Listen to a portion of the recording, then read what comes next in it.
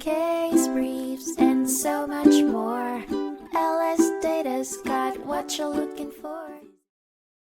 In 2011, the Supreme Court of the United States heard the case of Goodyear Dunlop Tires Operations, S.A.V. Brown.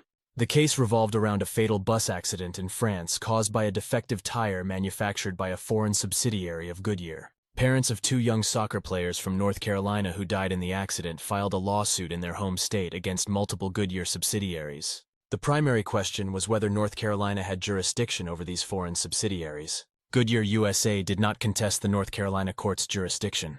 However, its foreign subsidiaries maintained that the state lacked adjudicatory authority over them.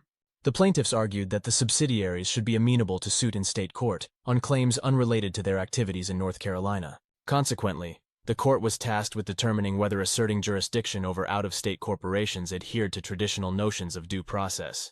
The Supreme Court ultimately held that North Carolina courts could not exercise general jurisdiction over Goodyear's foreign subsidiaries, as their connection to the state was too limited. Moreover, specific jurisdiction did not apply as the accident occurred outside North Carolina.